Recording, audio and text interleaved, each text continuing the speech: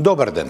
Секаде појди, дома дојди. Така, оваа емисија покрај новостите од сите меридијани ќе имаме домашен тест на Peugeot 508. Содржините на ова издание ќе ги потполниме со настани кои се најактуелни во светот на тркалата. Одвојуваме време за да ве запознаеме со Volkswagen Golf 8, Porsche Taycan Turbo, BMW 2 Grand Coupe, а стартуваме со флеш вестите.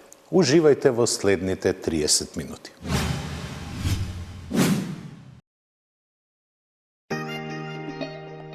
Секој производител се гордее со бројките за продажбата на своите возила, без при тоа да спомене како тие стигнуваат до купувачите.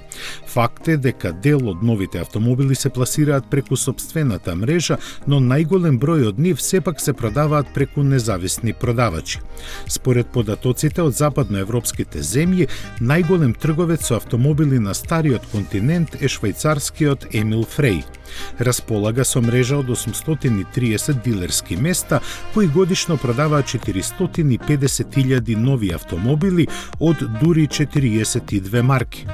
Тие заедно со 200.000 половни возила на компанијата и носат годишен приход од 13,5 милиарди евра.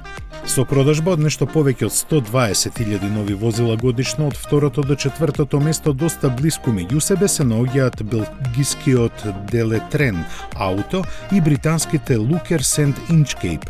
Двете британски фирми се поголеми. Lookers располага со 164 дилери и продава возила од 32 производители, а Inchcape има 159 продажни места и застапува 17 марки. Белгијанците се специализирани за големо продажба, заради што имаат само 24 продажни места и застапуваат 8 марки. Топ 5 листата на најголеми трговци на автомобили во Европа ја заокружува холандскиот Pon Holdings, кој исто така е посветен на продажбата на возила на големо.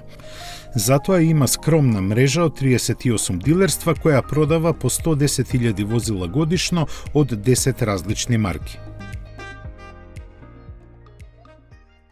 Во време кога сите други големи салони на автомобилите бележат катастрофални резултати, организаторите на Токио Мотор Шоу покажа една нова перспектива за ваквите манифестации.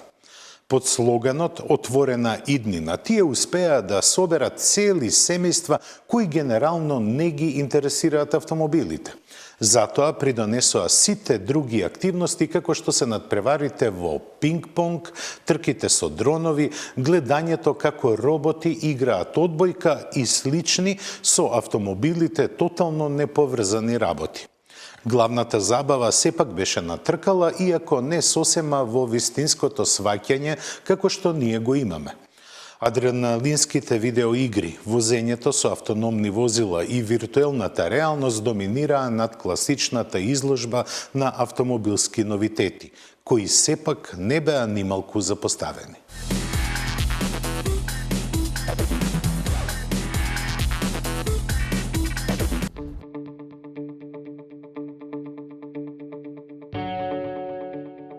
Јапонија се смета за колевка на електронската забава, па самите јапонски производители на возила придонесоа за едно вакво опкружување. Toyota, на пример, ги истакна своите решенија за Олимписките игри во Токио, кои ќе се одржат идната година. Сите се еколошки, до мерка која ние тешко ја прифаќаме. Некои се и автономни, како шатлот E-Palette, а некои само наменети за заедничко користење, како што е концептот E-Trans.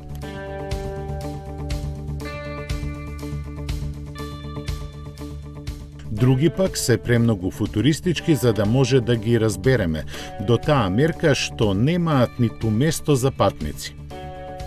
Сепак заедничко за нив е што се базирани на некоја идна, интелигентна мобилност, која нема воопшто да зависи од фосилните горива. Во една таква конотација најблиска врска со сегашната реалност пружи тркачкиот e-Racer, кој е замислен да покаже дека возењето и во иднината ќе биде забавно. Радикално дизајниран, овој отворен автомобил нема ветробранско стакло, а доаѓа во пакет со дигитални очила без кои нема да може да се вози.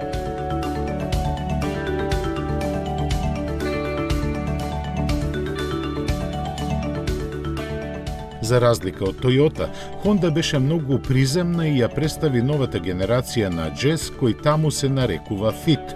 Овој модел посебно е значаен за купувачите на стариот континент, затоа што за прв пат во овој сегмент настапува исклучиво како хибрид. Техничките детали за него до крај не се објавени, но е јасно дека неговата погонска група ќе биде базирана на свежо лансираниот CR-V хибрид. Внимание привлече и целосно електричниот модел E, кој иницијално е наменет за Европа.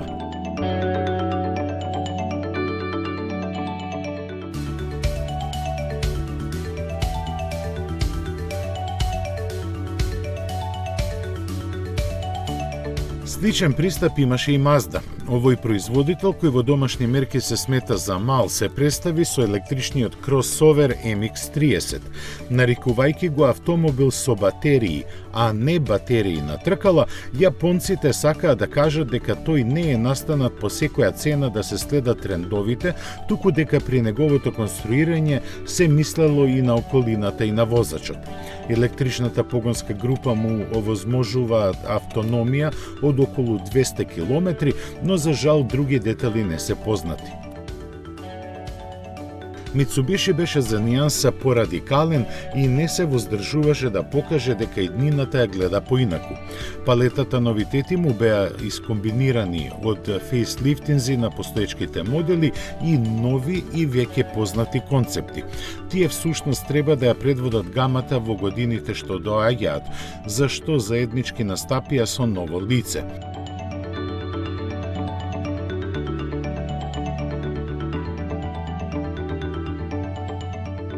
Меѓу нив се издвојуваше Mi-Tech со напреден плагин погон и футуристичко ветробранско стакло кое служи како голем екран за виртуелната реалност.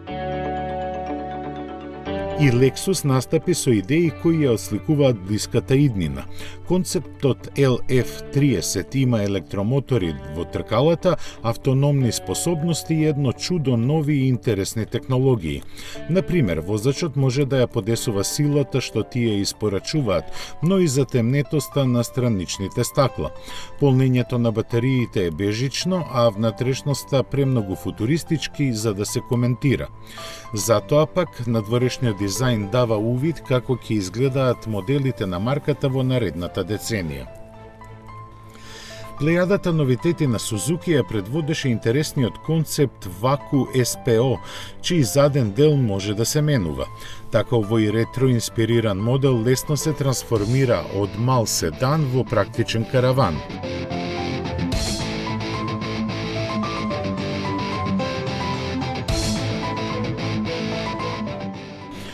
Ханаре концептот е мало автономно и пространно комби, а во Хастлер публиката виде некоја идна верзија на робусниот Джимни.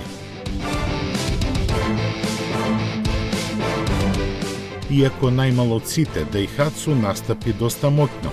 Сите 4 концепти што ги покажа предизвикаа голем интерес, но најмногу малиот теренец Ваку.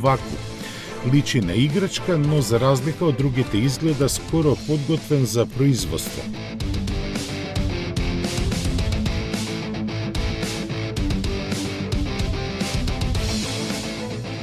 Останатите концепти се далеку од тоа, посебно автономниот шатл Ico. Има врати кои широко се отвораат и минималистички уредена, но просторна внатрешност. Сличен пристап е применет и кај моноволуменецот Vai, додека Tsumi е мало камионче со модуларен товарен простор во кој беше сместен дрон.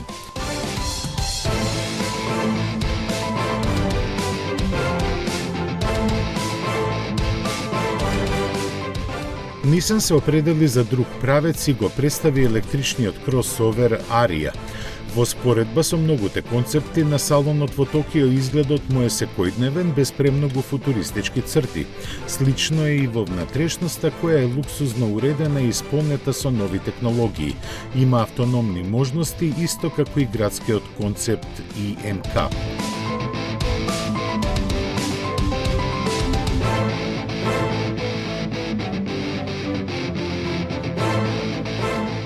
Со втората изведба на прототипот Levorg Subaru го најави новиот модел кој ќе се појави напролет идната година.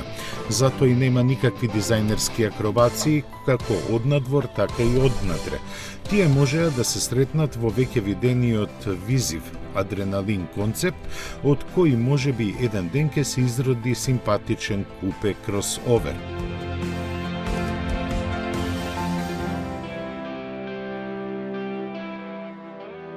Како и секогаш, свое место на салонот во Токио има и моторциклите и камионите.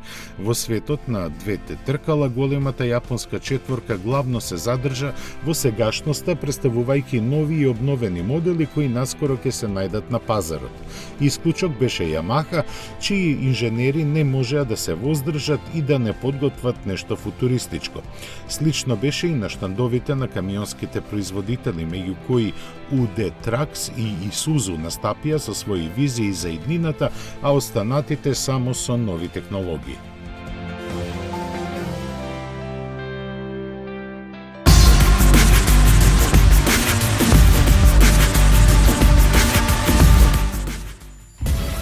Комбинацијата бизнис и забава или спортска динамика и елеганција на луксус.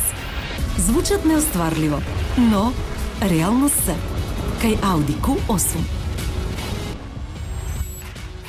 Го добивате со Porsche лизинг пакет, 36% учество, 3,6% каматна стапка и 3 години каско. Audi Q8 е еден. Porsche Македонија.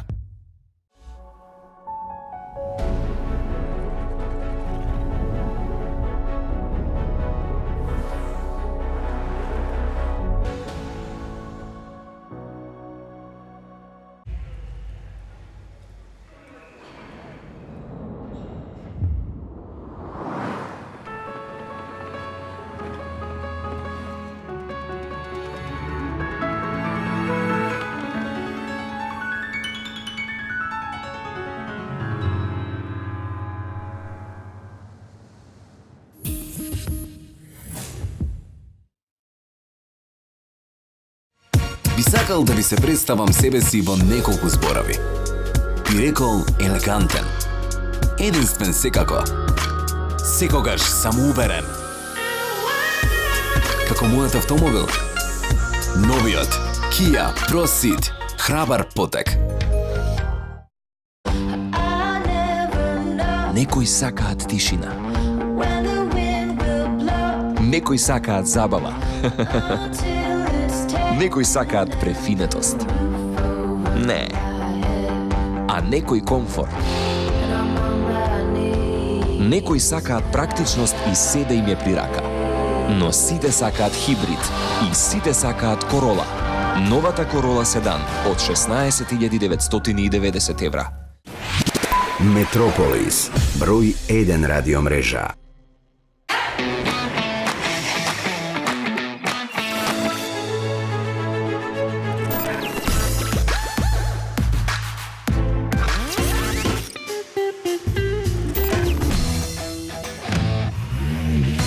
Едноставно до нов автомобил. Со Шпарка се лизинг.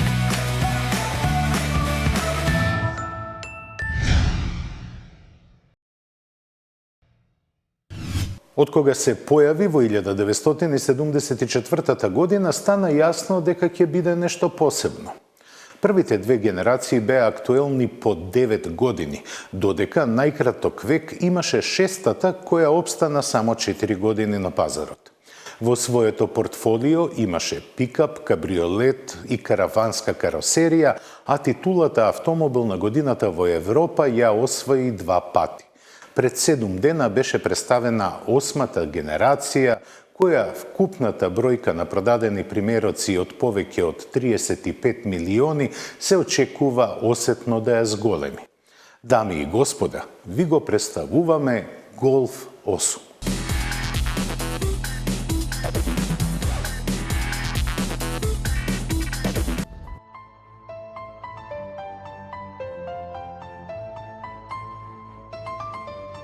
Дигитализиран и исполнет со напредни технологии, Голф по 8 пат ќе тргне во освојувањето на купувачите. Искачувајќи се на европскиот трон уште од самото свое појавување, досега доверба му дадоа 35 милиони купувачи. И сите тие точно знаеа што можат да очекуваат од неговата 8 генерација. Затоа и во дизајнот нема изненадувања, иако значително се разликува од претходникот. Носот му е спуштен, маската во согласно со најновите трендови на марката, а светлата визуелно поделени и истакнати со LED веги и подочници. Отворните за воздух во браникот се поагресивни, а силуетата скоро во целост задржана.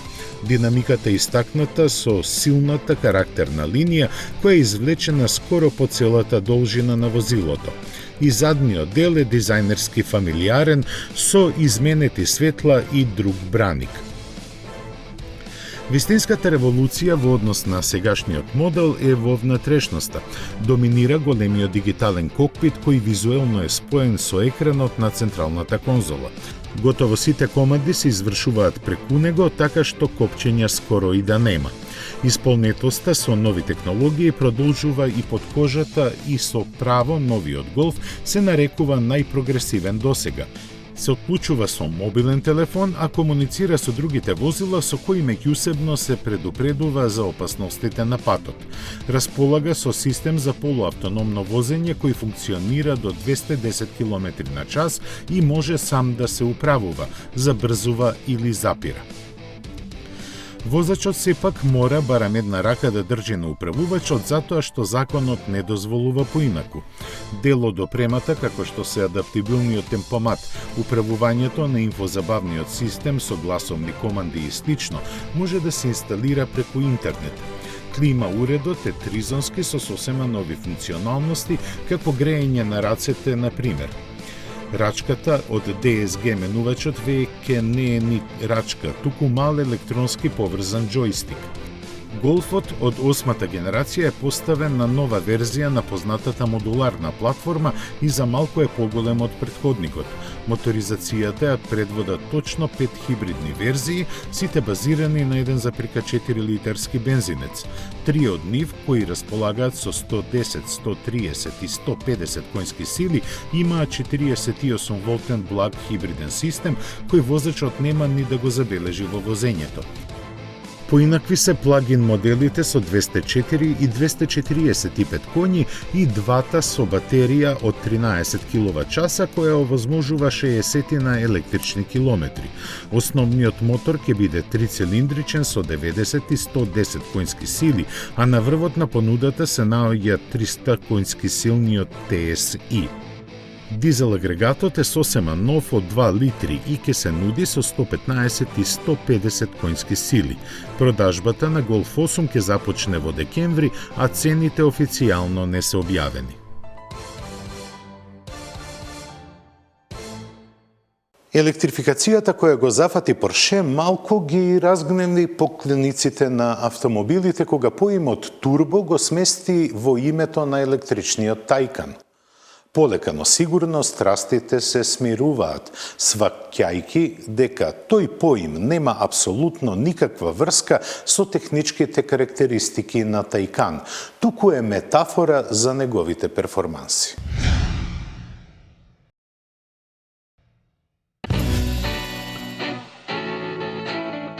Кога се представи Тајкан, Порше малку ги разгневи љубителите на вистинските автомобили. Причината беше зборот турбо во неговата ознака, кој нема никаква смисла бидејќи се работи за електричен автомобил. Германците многу добро го знаат тоа, но сепак се одлучија за него за илустративно да ги представат перформансите и вистински да ги позиционираат овие верзии на Тајкан во неговата понуда. Затоа и сега со најавата на неговата 4S изведба работите полека си доаѓаат на место. Таа ќе располага со 2 електромотори кои ги задвижуваат сите 4 тркала. Ќе имаат максимална моќност од 530 конски сили, што е за 180 помалку од послабата од споменатите турбо верзии. Оваа купе лимузина со нив ќе забрзува до 100 км на час за точно 4 секунди, а максималната брзина ќе биде ограничена на 250. Батериите се нешто помали и со својот капацитет од 79 киловат-часа овозможуваат автономија од 407 километри. За комплетно да се смира духовите, на располагање ќе биде и засилената верзија со 571 конска сила, која со своите поголеми батерии ќе може да помине 463 километри пат. Треба да се спомене и тврдењето на Порше дека 80% од капацитетот на батериите на брз полнач може да се надополнат за точно 22,5 минути. Комплетната опрема е иста, вклучително и двостепената трансмисија сместена назад. Прецизното око, сепак гледајќи ги техничките податоци, ќе забележи и дека Taycan 4S од неговата турбо верзија е полесен за цели 165 килограми, значително помала и цената која ќе стартува од 106.000 евра, што е здрави 46.000 евра поевтино.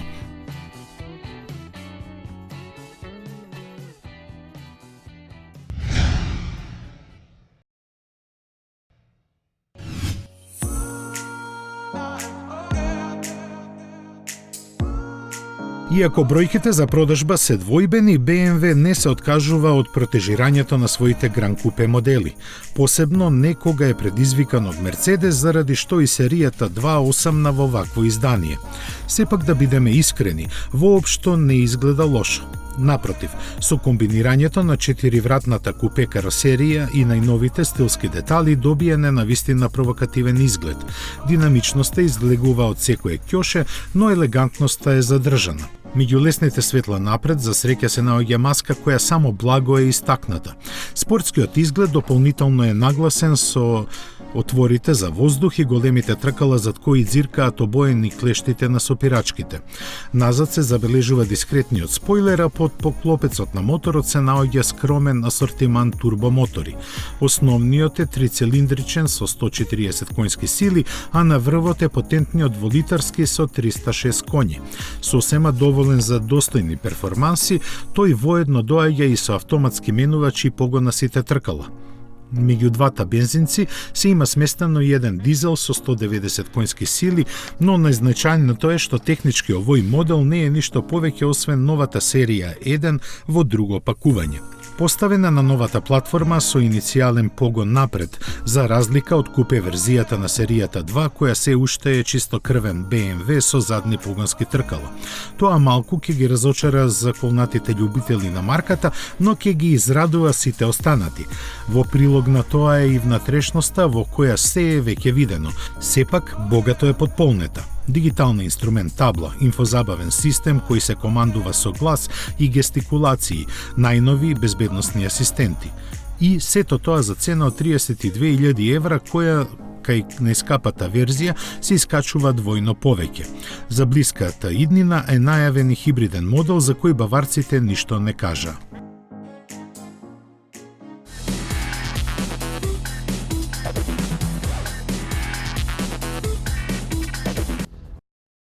Во денешниот тест имаме еден стар познаник. Моделот 508 го тестиравме пред повеќе од една година кога се појави на македонскиот пазар, но денеска ја имаме изведбата Гран Туризмо. Тоа се однесува на опременоста, а не на моторот. Но сепак треба да се спомене дека испод хубата имаме дволитрен турбодизел мотор од 180 конски сили, впарен со 8-степена автоматска трансмисија. И првиот проблем што се однесува до мене и Peugeot 508 е влегувањето. Бидејќи, видете оваа контура, направена е да изгледа како вистинско купе, па дури и прозорците немаат рамки, што е многу модерно и трендовски. Но за влегување во оваа каросерија мене ќе ми треба малку повеќе време.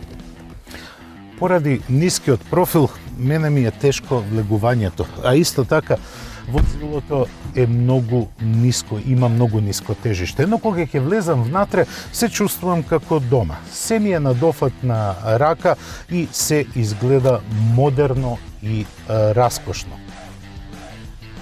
Со стартувањето на моторот веднаш се гледа високата технолошка ориентираност на Peugeot 508. Дури и озвучувањето е прекрасно. на Метрополис радио. И амбиентот во внатрешноста е извонреден. Се подсетува на висока технологија. Од високите технологии исто има и безжично полнење на мобилниот телефон, но тоа е на многу непрегледно место. Да бидам искрен, доколку не ми кажеа каде се наоѓа местото за мобилниот телефон и за неговото полнење, никогаш немаше да открием.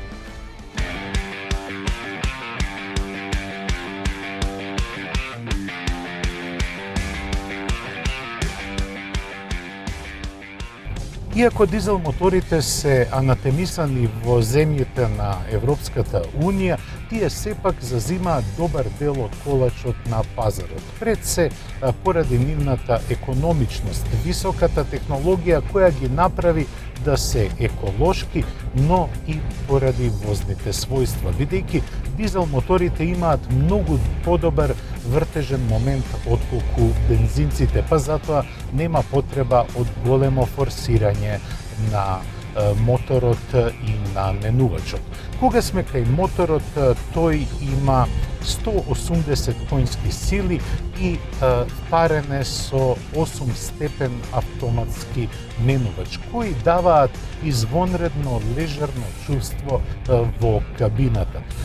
Тоа резултира со смалена бучавост, одлична флексибилност кога се вози, но и чувство на удобност. Тука и голема улога врши и iCockpit, кој му дозволува на возачот не само да ги менува графиките и приказот на параметрите од моторот, туку и дава едно посебно високотехнолошко чувство за сите оние кои се наоѓаат во внатрешноста на 508. На почетокот ја искритикував височината на кабината, но ќе повторам уште еднаш дека кога ќе влезете во внатрешноста се чувствувате одлично, удобно и се вие на дофат на раката.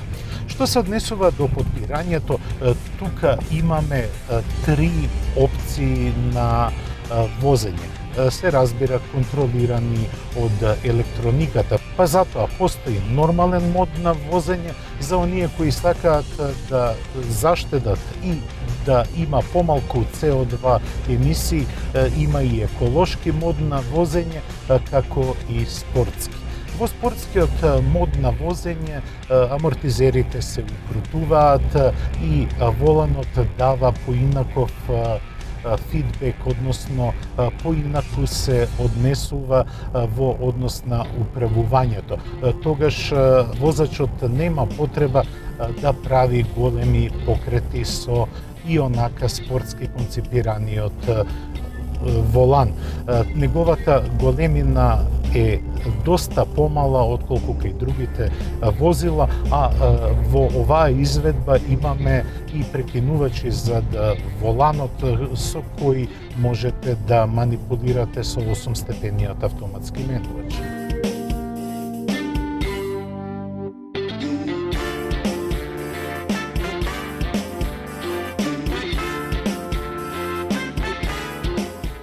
Сите овие атрибути кои ги споменав го прават Peugeot 508 еден од врвните модели во својата класа. Тој е скроен да се допадне на луѓето кои имаат високи естетски норми.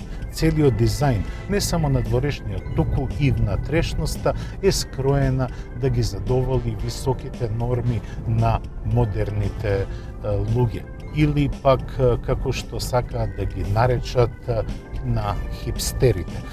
Тие се благонаклони на високата технологија, а таа е насекаде во внатрешноста на 508.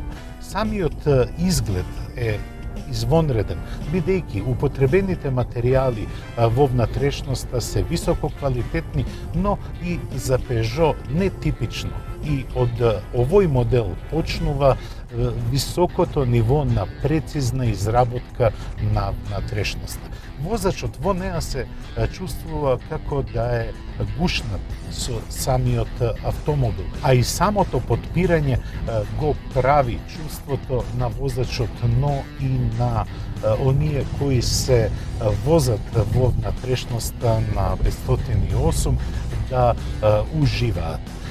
Иако е ниска контурата, на задните седишта има доволно простор за колениците и за седење во исправена положба. Но сепак на подолги релации седењето на повисоки луѓе не би било баш најкомодно. Мене исто така не ми се допаѓа позицијата на воланот, бидејќи во оваа позиција, иако е поставен во највисоката точка, мене ми е воланот многу низок, како да ми седи во скут. За мојот стил на возење сепак би сакал да имам повисоко поставен волан, но тоа е направено за да дојде во прв план iCockpit. Кокпитот кој ви овозможува многу степени на авторизирање на изгледот. Во целина 508 е извонреден автомобил. Мене лично ми пречи влегувањето и излегувањето од автомобилот, но сепак мојата градба не е типична или не спаѓа во оној европски просек, според кој дизајнерите ја кројат внатрешноста на автомобилите. Економичноста и динамичноста на механичките склопови е на високо ниво и нормално е да се каже дека Peugeot секогаш знаел да направи лимузина, но со 508 влезе во една нова ера на производство на овие типови на каросерии. Интересно е да се резимира дека со 508 можете да возите спортски, но удобството типично за француските возила е во преден план. Јас продолжувам да уживам за доправувачот на 508, а следната средба ја закажувам за 7 дена. Добро ден.